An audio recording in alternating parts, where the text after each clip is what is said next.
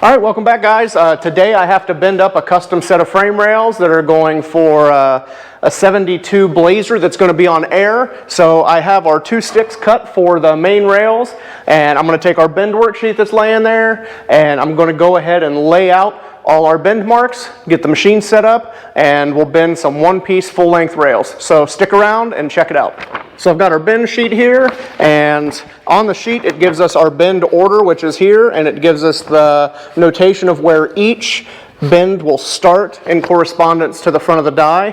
So I have a tape measure laid out here on the tube, and we'll start in the front of the tube, which isn't necessarily the front of the frame, it's just how I have it oriented in the drawing to be the front. I do that to make it easier, which is going to be swinging around the most.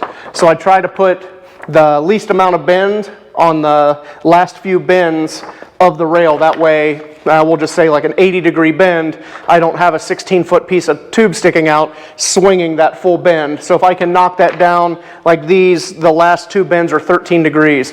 So then the majority of the rail is not out here swinging in a huge arc. So I've got this labeled for the front of the tube on how it's going in the machine. I've got our bend worksheet, so I'll kind of do a close-up on this and we'll start laying out our bend marks. So bend 1 on our bend sheet here is at 11.741 inches. So I kind of round up a little bit, so that'll be 11 3/4. So I will come up on our tape measure and I will mark 11 3/4 on this tube and 11 3/4 on that tube. And then what I like to do is, just to keep things straight, I will mark our actual bend angle. So the angle it needs to be is 23 degrees, but accounting for the spring back rate, it's going to be 24. So from there, I'll move on to bend number 2, which is going to be at 31 5/8, and I'll work my way all the way down the tubing and get all of these marks laid out.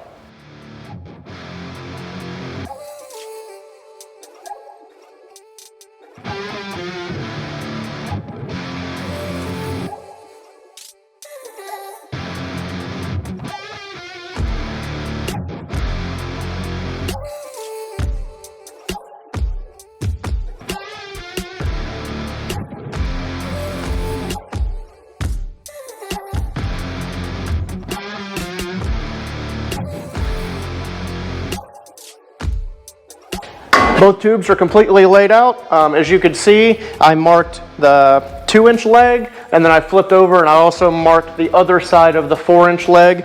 That way I've got marks all the way around. That way, when I need to reorient the tube to get the bends to go opposite, I already have all of my marks noted and with the degree on both sides. So they're ready to go. I'm gonna get the machine turned on, everything lubed up, and we'll start bending rails.